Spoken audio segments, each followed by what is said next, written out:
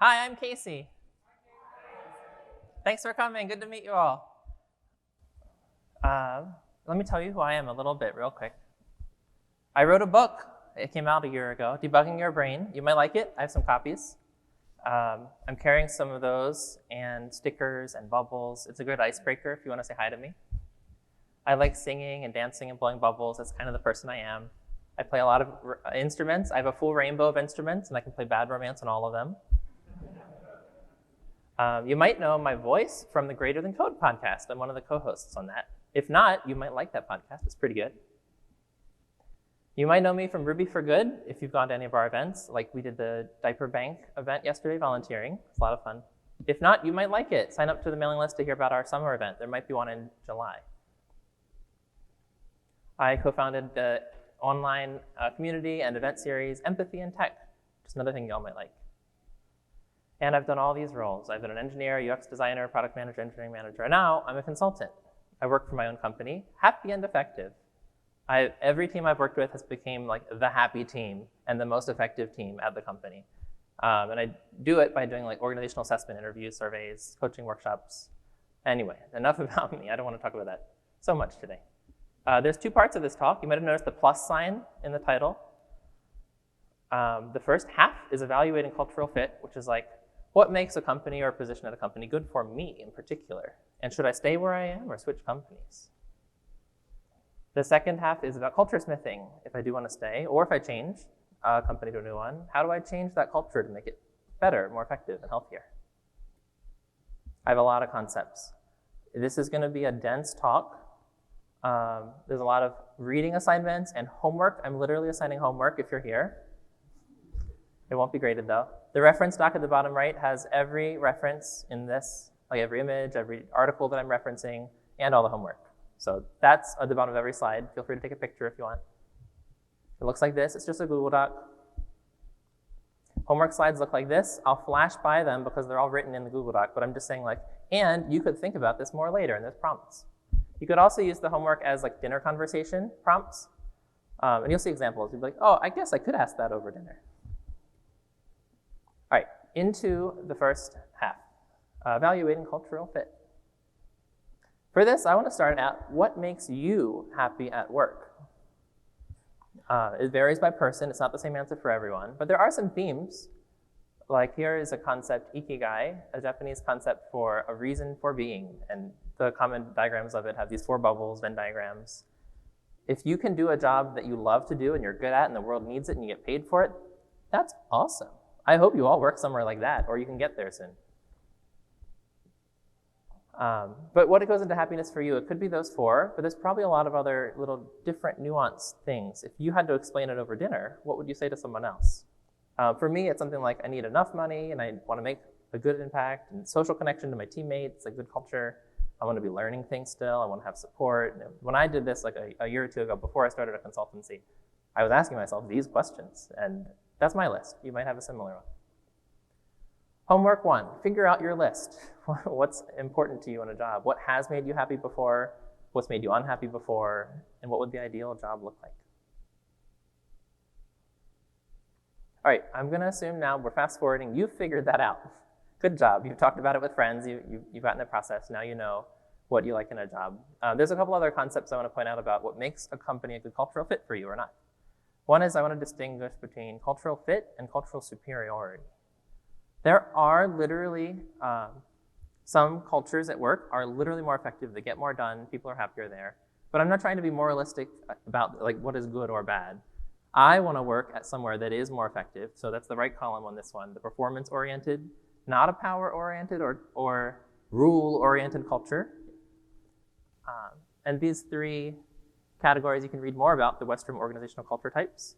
It's in the notes if you want to read more about that.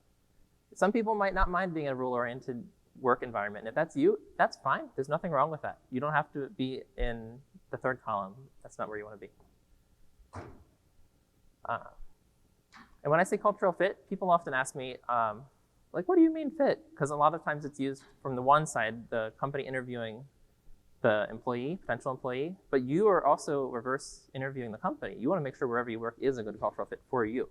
So if you like the rule-oriented environment, You might like working for the government. You might not want to work for a startup where it's more chaotic, or vice versa, of course.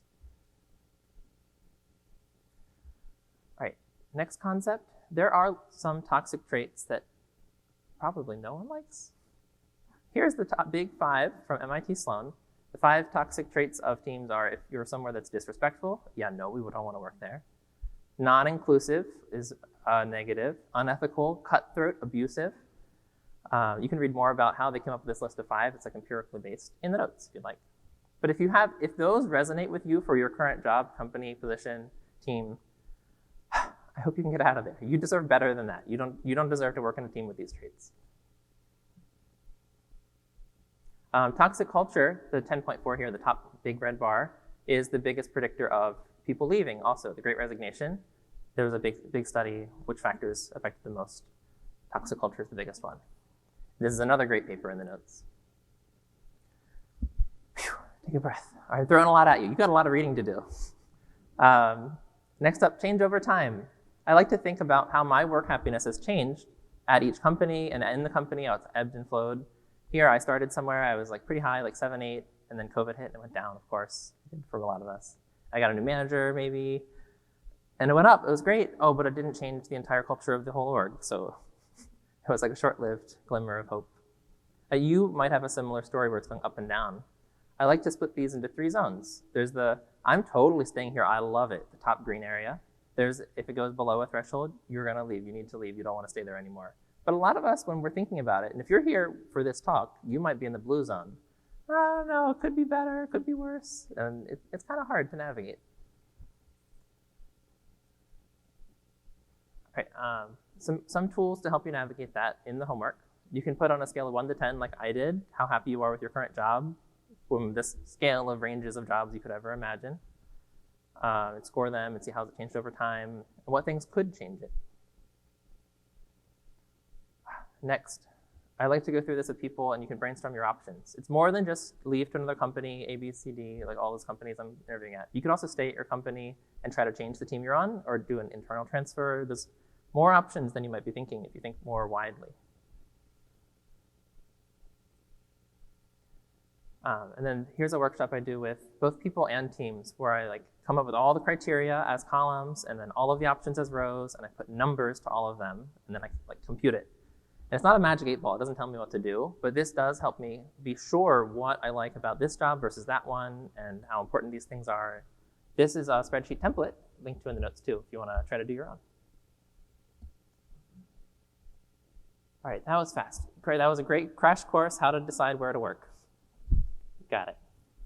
Part 2. By the way, we do have questions at the end. If you want to have a question for that first part, you can do that at the end. Culturesmithing. So let's say you're at a company and you are interested in changing the culture for the better. I'm going to go through some high-level principles, and then I've got a list of 30 concrete actions, which might have been the thing that caught your attention. I know it caught mine when I was skimming my description myself. I was like, oh, 30 things, I want that. It said 20. I ended up with 40. We're nearer to 30 now. You can read the full list in the doc too. All right, I'm going to give you some examples of culture change here, and it's also something you might want to do on your own later is to think about it. The ones I think about is I worked somewhere where no one had lunch together. No one ate together. It was silent. People ate at their desk every day. And when I was like, I'm going to go eat in the lunchroom, they were like, really? I'm like, yeah, and you're invited if you get over it. I don't know. It's cultural change. Eventually, people had lunch more often, but not everyone. So I nudged the culture that way. Correcting microaggressions. I like to work in places where it's easy and comfortable for if someone makes a microaggression, if they say something that hurts someone else, even if it seems like a minor thing, then they can be corrected and there's no hurt feelings. You're just like, oh, I won't say that anymore. Recently, I think I said driving the snakes from Ireland, and someone said, oh, it's not great for reasons, and I had a good discussion about it. I might not use that anymore. And you might want to read about why if you're curious about that particular one. But anyway, a culture of being comfortable correcting microaggressions. I want that culture, and I want to steer us toward that. Another hot topic for developers is you should never deploy on Friday, unless it's actually safe to do it, and we should get over that because that was an old rule when it was a more brittle deployment scheme. And having a backup person. If you go on vacation for a month, who's going to do your job?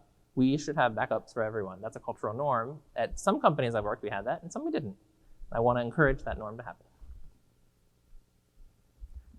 All right, as you're working on these things, it does take a lot of energy. So I'm going to cover energy management a little bit. I'm assuming for all of these 30 examples and all of these ideas that you have time and energy, but at times you will not have the time or the energy to work on this, and that's okay. You have to moderate your own energy spending, how much you're investing in this, and set boundaries for yourself. That's totally okay. I'm not going to harp on this too much more, I hope. But everything I say, of course, there's an asterisk, like if you have time and energy. Another big idea is to focus on what's possible. You don't have a lot of control, but you have some control. And you can use that control. If all of you, everyone at your company uses your control, that's a huge force. Kind of like unions, but you don't have to like unionize to have the social kind of effect to make this cultural change happen.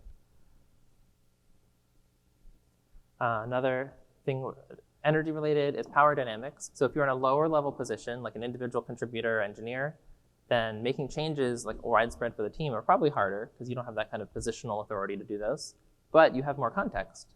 You know what the pain points of that team are, and you know what your teammates are saying more than the VP of engineering might know if they're not like on the ground talking to everyone all the time.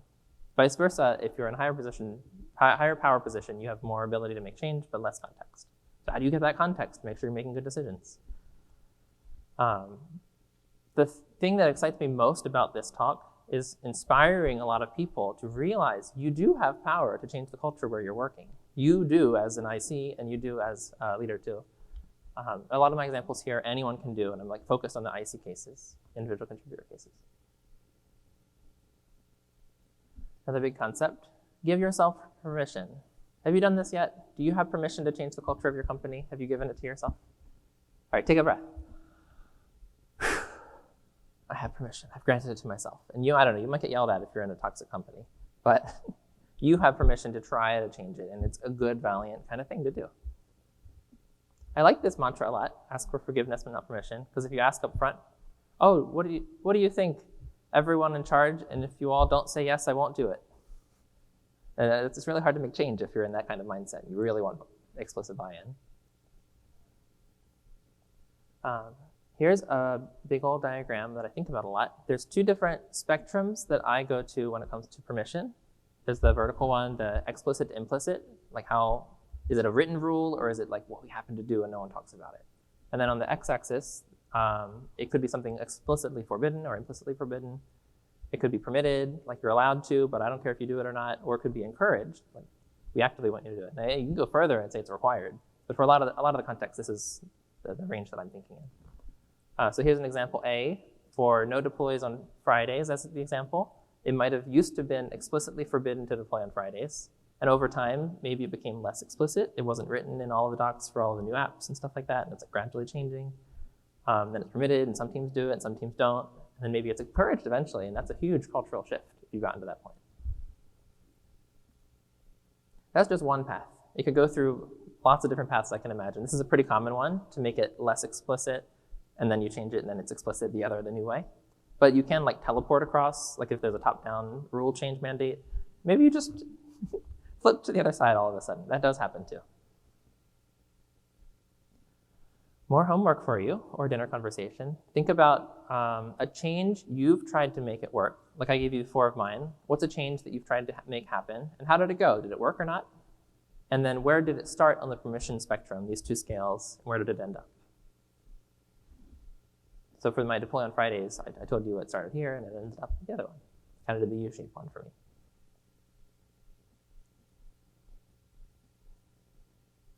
All right, next big concept. What are some levers of change? If you know you want to make a change, you want deploys to happen on Fridays, maybe.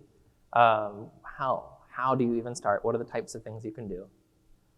I love this model. I don't expect you to read this whole thing. It's in the notes if you want to read the original science paper from like agriculture science is where I pulled this from.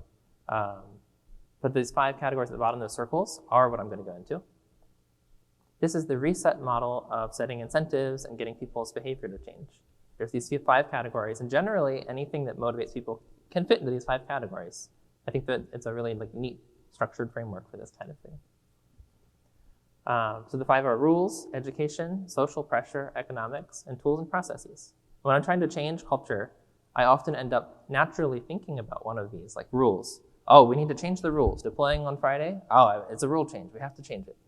But if I remember to think more broadly, I can come up with a whole bunch of things like education. Oh, people need to know it's okay sometimes if the CI is solid and you're doing blue-green, you can do a great rollback, like education, sharing YouTube videos, sharing articles with the team, like socializing the idea.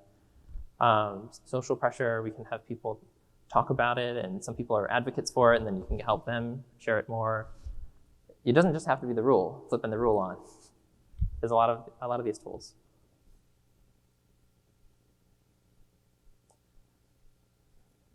All right, next concept is gradual change. So a lot of changes are really gradual, but it's not often just a light switch. I think about this curve a lot.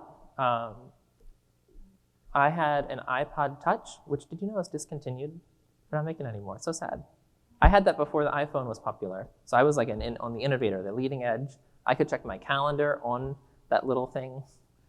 It was so cool. I loved it. But my mom's best friend, an older woman, still has a flip phone, and she loves it. And she's not planning to get a smartphone, so she's on the laggard end. And then there's a big bulk of people, like a lot of people got the iPhone, like smartphones in general, like across the span of a few years, maybe a decade. But anyway, like this is an adoption life cycle curve. I want to show you this one first, actually. Here is same-sex marriage and how it happened over time. You'll notice it's kind of flat for a lot of this. That's kind of the inflection point of the curve. The other one looked a lot rounder than happens in real life a lot. If you're trying to change something at your company, you might be in Vermont or Massachusetts. You're one of the first people to make the change. And you might not feel like much change is happening. And even if you get one more person on your side, it might not feel like that much progress, and it's true. And it might not be that much progress. It might revert, it might go flat down, it's possible. But a lot of change is gradual like this, and if you keep pushing for it and you're persistent, they can get through eventually.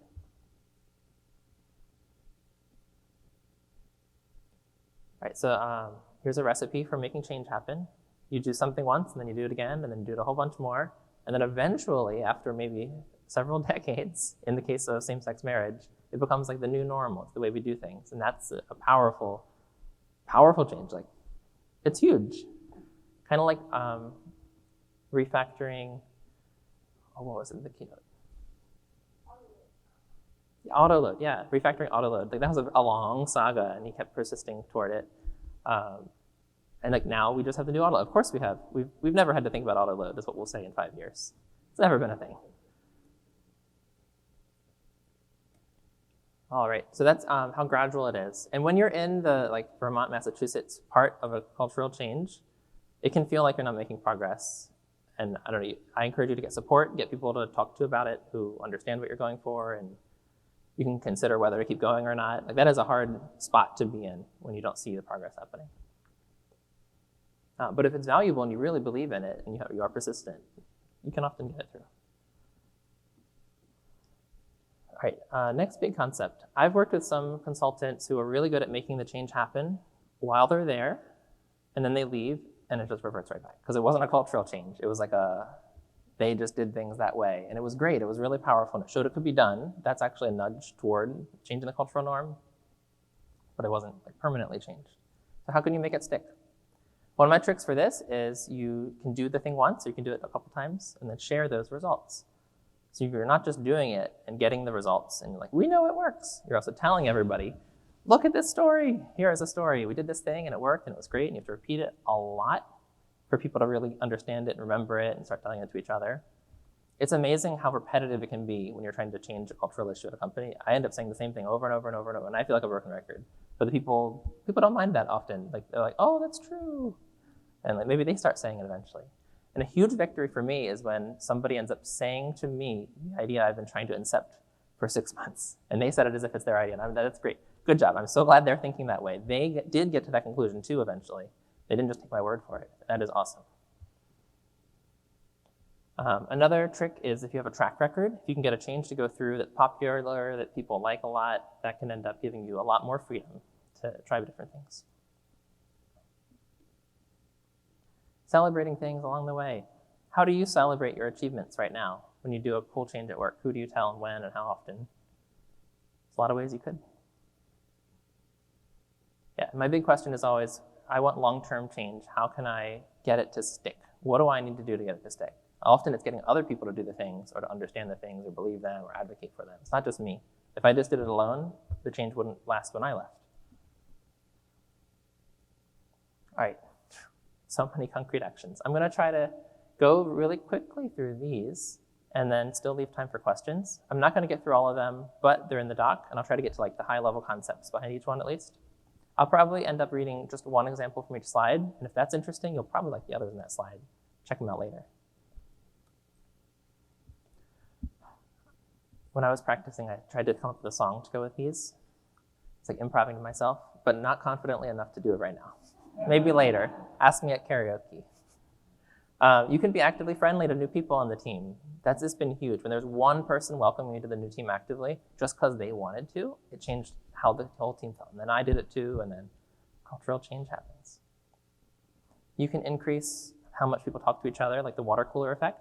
If you want to read the psychology of it, the propinquity is a good term that's linked in the notes. You can make social chat rooms like #hi, where you can only say hi, only HI enter, nothing else. It's awesome. I feel really close to the people who say hi before and after me, and like, it's really cool how it really works. I've got a cool Twitter thread in the notes that links, describes 20 different fun, like Slack, Discord, Teams channels. I dare you to make one. That's like the easiest one on this list. Go ahead and make a chat room and invite your 5 friends, and like, maybe you'll get more people eventually. All right, spreading awareness of what your team's doing. If you aren't participating in a demo day at your work, or even if you are, did you know you could just make your own? Even as an engineer, as an individual contributor, if you just put it on the calendar, invite people and say, I'm gonna talk about this thing that you might wanna know about, people will probably show up. I dare you to try it. You can even do it the opposite and get another team to give a demo day of their stuff for your team. You have the power, it's true. Unless you're in a toxic work environment and they like hoard power and stuff like that. Caveats. I hope that's not where you're at. If you do, maybe leave, like the first half of the talk will say. All of the individual contributors, can ask for one-on-ones with anyone, with your manager, that's a pretty common one, with your boss's boss. And if you say it's a skip level, they'll say, oh, that's a concept that I'm now familiar with, and I guess I'll do. Thank you. Yes. Like the name gives it a lot of power. You can have one-on-ones with your teammates. Even if you work with them, you might not get to talk to them. You can have one-on-ones with people in the same role in another team, and that's pretty valuable too for cross-team communication. You can do random ones with an app like Donut that just pairs people. And this is all really good for like information flow. You could model information flow in your company, and all of these connections are like connect the nodes, and it's just more resilient, it's more effective, it's proven very helpful. One-on-ones are proven effective, and you all should do them. You can ask for support, maybe in the one-on-ones, maybe otherwise, from all of those different people that we're talking about. And you can offer support to them. If you're uncomfortable asking for support, maybe starting the support exchange by offering is a good place to start.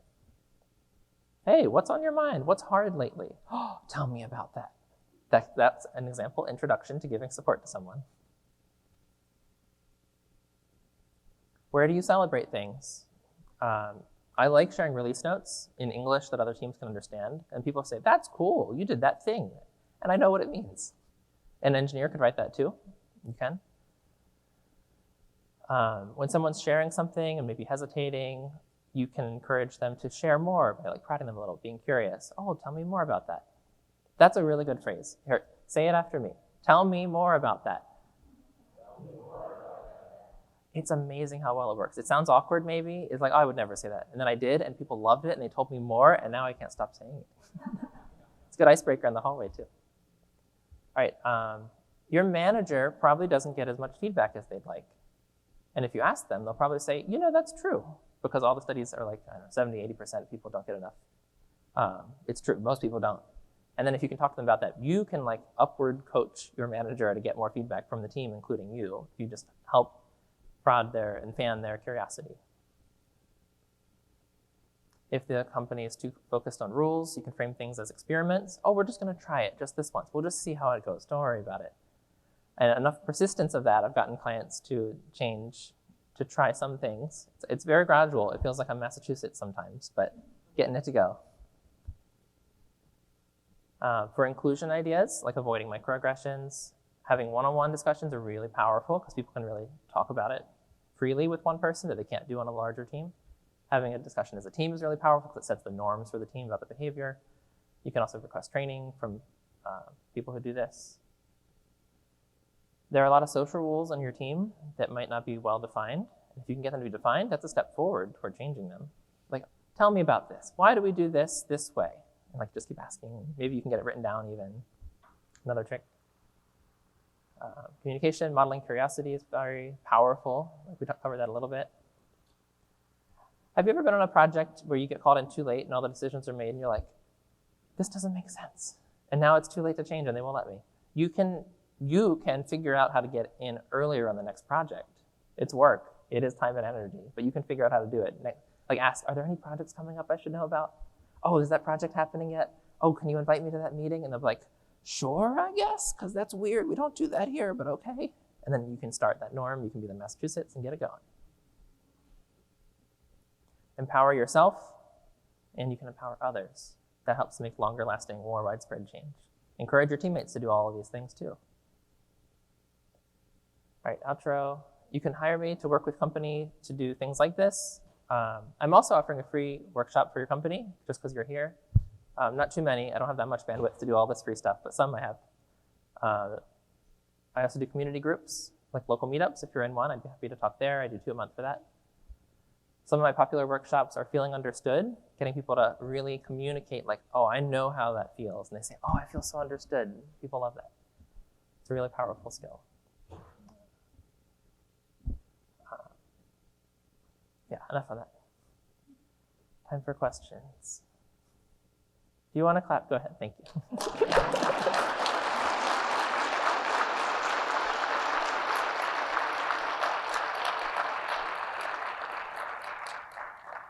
By the way, I'll start a thread in open chat if you want to discuss the content of this asynchronously, and I'll put the link in that after I'm off stage. All right, any questions? It could be about evaluating cultural fit, that first half, or culture smithing. Yeah, there's a whole slide I buzzed by. Oh, thank you. I need that. The question was, in a hybrid work environment where you don't have a water cooler to have the water cooler effect, then what can you do to make people have these connections? Here's a few ideas. The social chat room like Hi is one. You can have online social events. I really like gather.town. You're like a little Pokemon character running around, and you talk to people who are near you. It feels so much different than a Zoom call. You've got to try it if you haven't. Jackbox games, people like that a lot, like online games. Anything to get people talking and sharing about themselves. Affinity groups is another trick. You can have like smaller segments. So like all the people who are into video games, if they just meet and talk, that's another way to get people connected and information flowing beyond video games too, of course. Yeah, a whole lot of things. Remote teams, I've felt more socially connected on many remote teams than I did in the office where we didn't have lunch together. Like being in person helps, but being deliberate helps in either situation way more than just naturally having some. Great question. The question was, you've shared a lot of ideas about what to do, but what about things not to do? Good question. If you're pushing too hard for cultural change too fast, you're gonna get resistance. That's the biggest pitfall. So you might wanna be more of a Massachusetts, Vermont, like slower, just get some people on your side. You can start with the supporters, start with people you know who will support your idea, which is counterintuitive, because I often think if I wanna change something, change the most extreme people first. That doesn't work though. Starting with the people who are your supporters and like activating them and encouraging them to also share, that like spreads the network effect and gets change happening. That's like 2 ideas, yeah. Don't start with your opposition, maybe. It's not the most effective place to start often. That's great. The question was, I'm in a position where I need more feedback from people. How do I encourage that? I mean, one-on-ones is maybe the easiest way, and there's a certain structure you can make your one-on-ones. There's a lot written about it. I give workshops on how to do that well too. Like a certain structure can help people open up.